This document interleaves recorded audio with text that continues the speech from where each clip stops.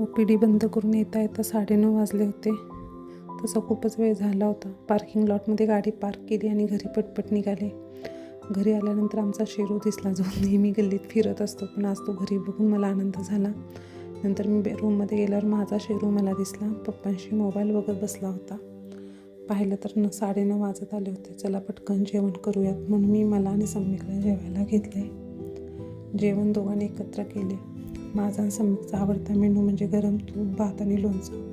दोघांनीही तूप, भात, लोणचं खाल्लं.